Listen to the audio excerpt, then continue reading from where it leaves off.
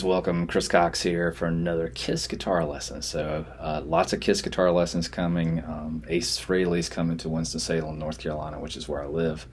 And so I'm all excited about that, inspired to do more Kiss guitar lessons. So we're going to go back to Hotter Than Hell and do Got to Choose. I have no idea why this song has not been in their set list since the day they wrote it. Sounds so good on Live One. It's such a great song. One of Paul's better songs in my opinion, and Ace does a great, real nice melodic guitar solo in this song. So if you want to play along with me or the actual album, you're going to tune to E flat, and with this song you shouldn't have to do any fine tuning, just tune straight to E flat and you should be able to play along with the record. And so let's go ahead and get started with Got to Choose.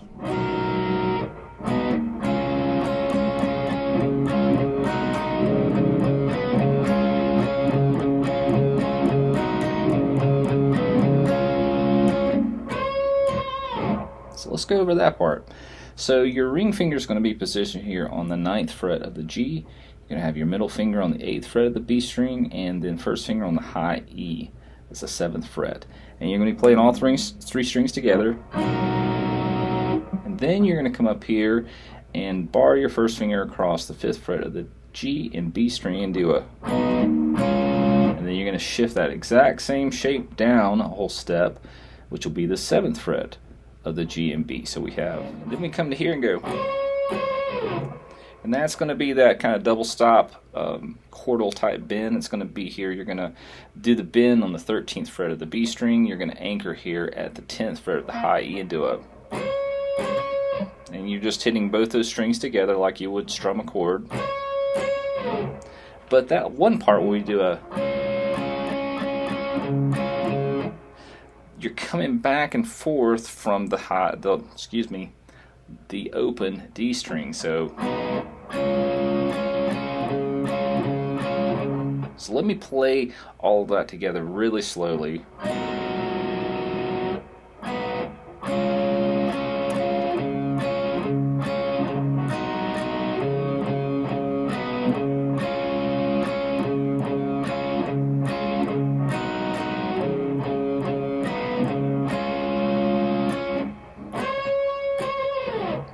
Now, you're probably noticing that you're kind of riding that open D string throughout those chords, in between those chords, so you can kind of hear that.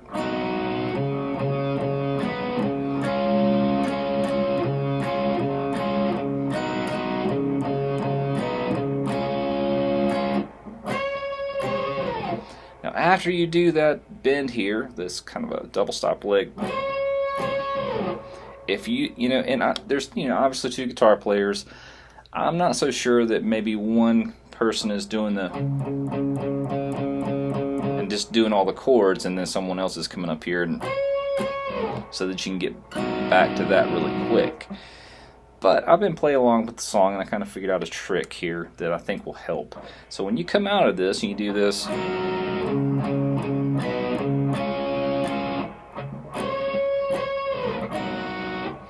if you'll just kind of, I think of it like this.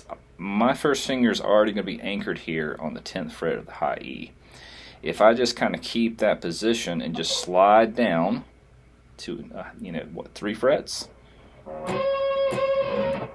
then I can go back and grab that chord again that we did, that very first chord, and then just let the fingers kind of fall in. But the key for me was keeping that first finger anchored and focus the slide on the first finger.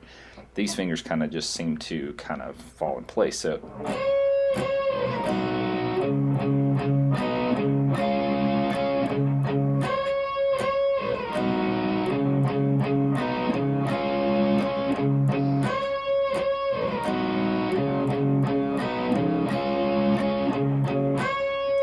So after we do that intro part and we do that last, and this is the same thing, to jump back up here to this D5 power chord, which is the first chord of the verse. This is just kind of my, this works for me to be able to get my hand back up fast enough to grab that chord. When I do this, I'm just grab the treble side of that chord, being the D and G string. So all we're doing is we're leaving out that A string, that lower part of that chord. So it's just easier to get to. And then we do this.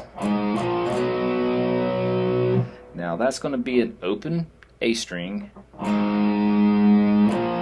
B5 to C5. So the B5 is going to be 2nd fret of the A string, 4th fret of the D, and then the C5 is going to be 3rd fret of the A string, 5th fret of the D, and it's just a. So we have this.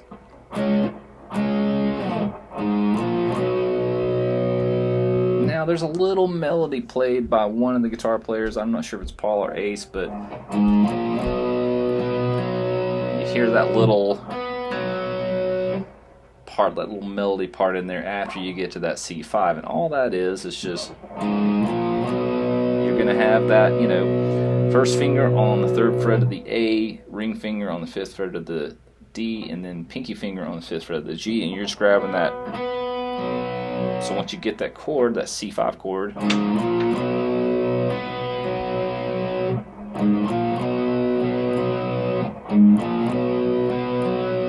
now then it resolves, this riff does, at the G5, which is going to be 3rd fret of the low E, 5th fret of the A, and it's a. And it actually on the record sounds like this. But for me, I don't know what it is. When I play it, I do like a. It's almost like I do an extra up pick before I do that down strum. So it's just a down up. If you want to be a purist and play it exactly like the record, it's just a down up. Or you can do my little. Either one will work. So let's play this verse part, which repeats several times over. The verses are long. The first, well, all the verses are kind of long. So you do a.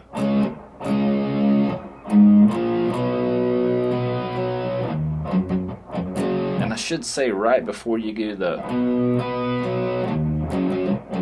you hit that low E open real quick.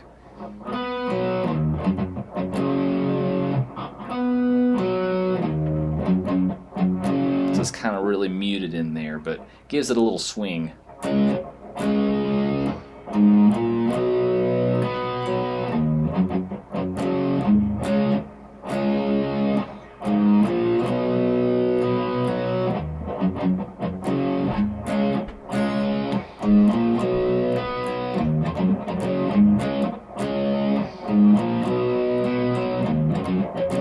So that's just. For me, it just feels a little natural to play it like that. So after we've played this riff to the first verse, that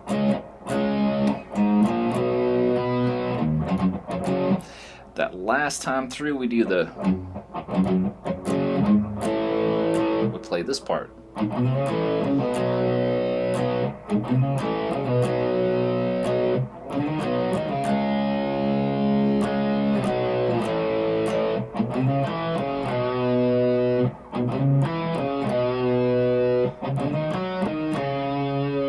That's all going to be the chorus.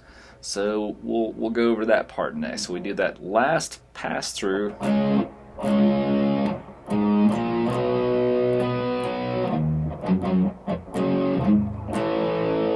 So right before you grab that A sharp 5, you're going to hit that open A. And the A sharp 5 is going to be 1st fret of the A string, 3rd fret of the D. And now we're going to do a slide with our 3rd finger on the A string from the 3rd fret to the 5th fret. And then here you're going to grab that treble side of the A sharp 5 chord, which is going to be the 3rd fret of the D and G string. So we have.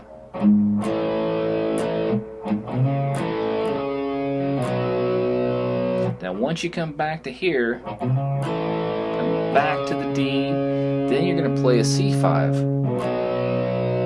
So together it sounds like this. Repeats again. Then it goes to here.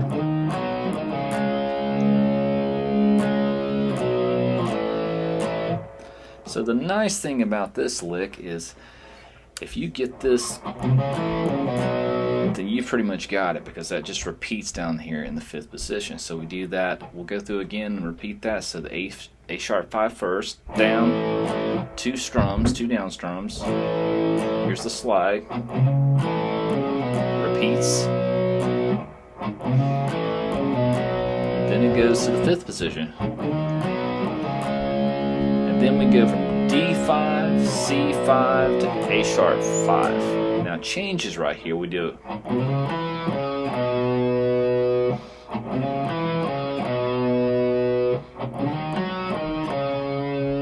instead of playing that quarter part, we're doing all single notes. But the only thing we're leaving out really is going to be that G string. So we do the same slide.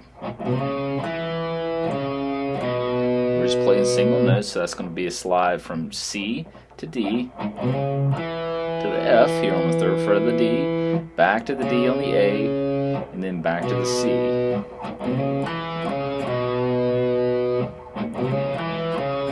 Then we're just pull all of that down 2 frets and play, and that's it, you know. But now on this last time through before the 2nd verse, that D note right there is held and then stopped and then back into the 2nd verse.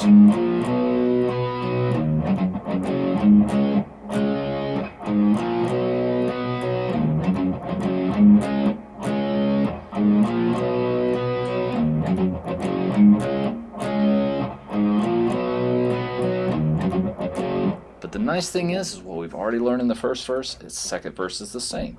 So we go back to that same riff again.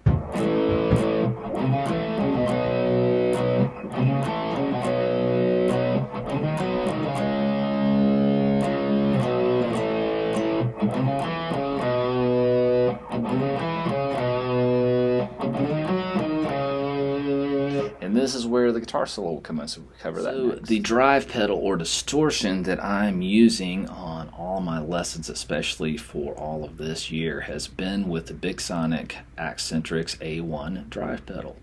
I left in the description their website, their YouTube channel information, and their Instagram. Go check those out. This is, in my opinion, the best distortion pedal out on the market. Go check them out. So this guitar solo is really a cool solo. It's different than some of the other A solos. He's using something called microtones. So microtone is these notes that you can find within, you know, like when we bend a string. So if I do a whole step bend, so we'll say I'm going to do it. Well, we'll say here. You know, if I'm going to do a bend from a whole step bend here on the D, that means I'm going to go 2 frets. So it's, and I'm bending to that note. If I'm doing a half step bend, I'm bending to this note. Okay, but in between, there's little microtones in between that natural note and that half step bend, and that's what Ace does a couple times in the solo, which I thought was really cool and unique. It's something you don't really hear that much. The person that I can think of that is the complete master of it, and because he is so good at it and his ear, you know, he can just control the instrument so well, it's almost impossible for people to replicate what he does, and that's Jeff Beck. Jeff Beck does a lot with microtones, and it's just amazing to hear him, how he manipulates that and weaves in and out. But Ace uses that technique on this solo. Steve Vai, you will hear him do a lot of that, and Joe Satriani. But it's not a common, and you know, usually most bends are going to be somewhere in that whole step, half step, or even an overbend. You know, you have overbend meaning, you know, if I'm going to do this, I'm going to go, you know, that'd be considered an overbend. But let's talk about that. So when we go from that last riff, we're doing that.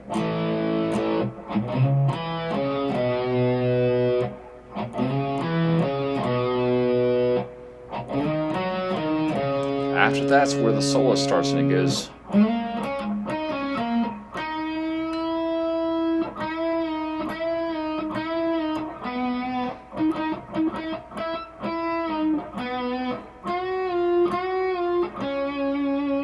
So you can see those are where those microtones are. So the first part is going to be, and And that's going to be a slide from the 7th fret of the D to the 9th fret. And that's going to be here at the 7th fret of the G, so we have the slide. And then a pull off from 9 to 7 on the G. And then come back to that B note on the 9th fret of the D. And here's where the microtone comes in.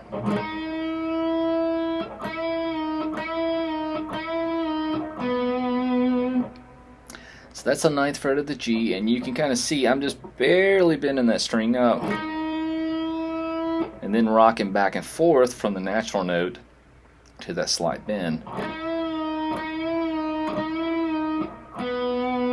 And then coming back here to the 5th fret of the G. So it's, and then we do the another common ace technique where he kind of does like a he's stopping the string from ringing with the side of his pick, so he does a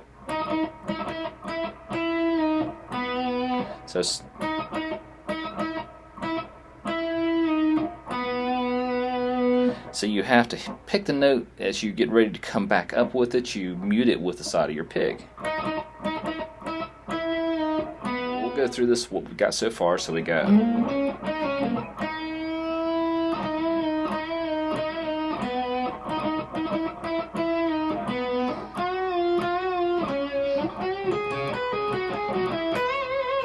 so here we go into that D minor pentatonic, and the lick is,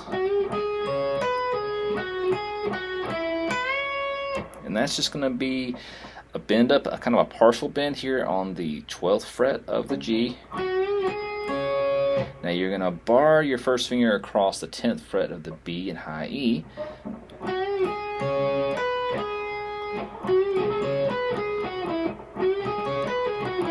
So we'll play that in context so you can kind of see how that works. So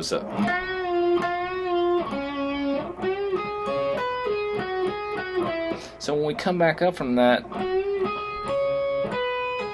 we're doing a pull off here from 13 to 10,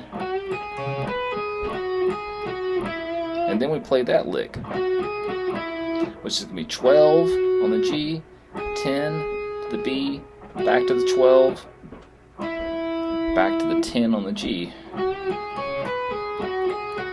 and then we do a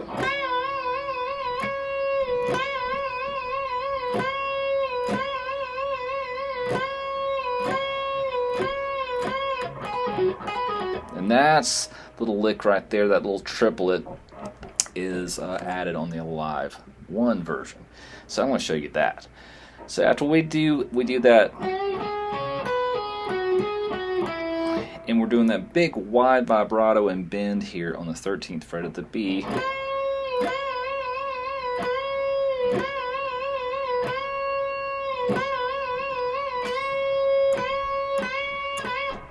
Now that's how he plays it on the studio version, but he does this on the live version.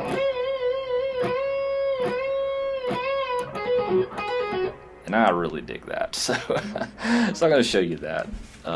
So it's just, if you've worked on a lot of Ace's solos, this is not going to be unfamiliar. This is a lick he utilizes a lot. And that's just going to be a hammer-on pull-off from the 10th fret of the B to the 13th fret of the B. So we do, the hammer is going to be here on the 13, the pull is going to be back to the 10, and then we're coming here to the 12th fret of the G. So then we jump down here to the 17th fret of the B and do a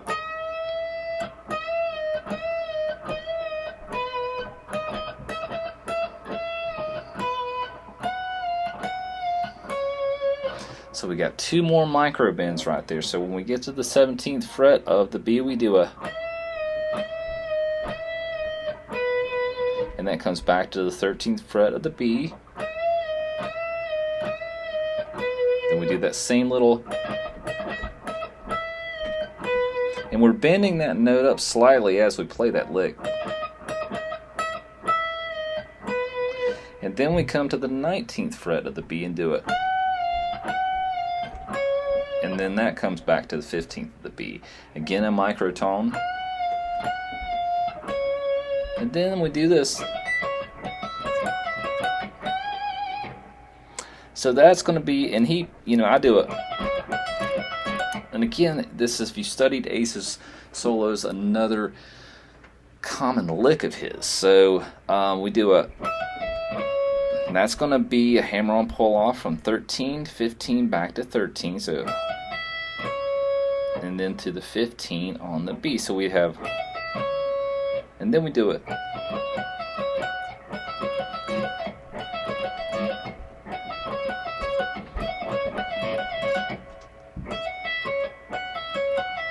And that's just going to be a pull-off from 15 to 13 on the high E, and then here landing on the 15 of the B, and we repeat that. And then when you stop that last note on the 15th fret of the high E, you do a full bend up, and you do a real aggressive vibrato up there real fast. And then we do a, and that's that pull off. And you do this. So that's going to be a full quick bend on the 15th fret of the high E. Come back.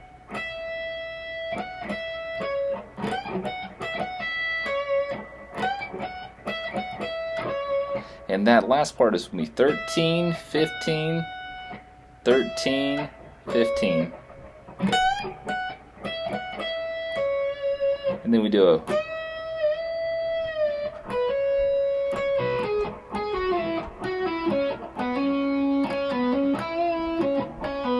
it's a lot of little changes in this. So after we do that,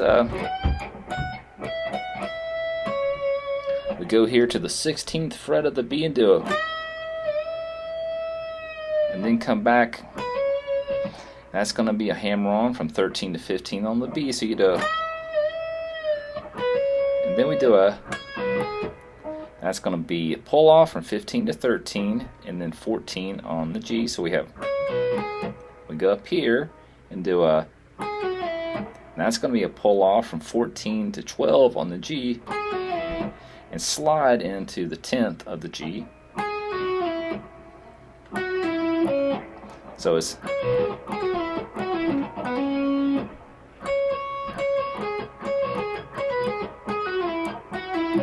so when you come out of that,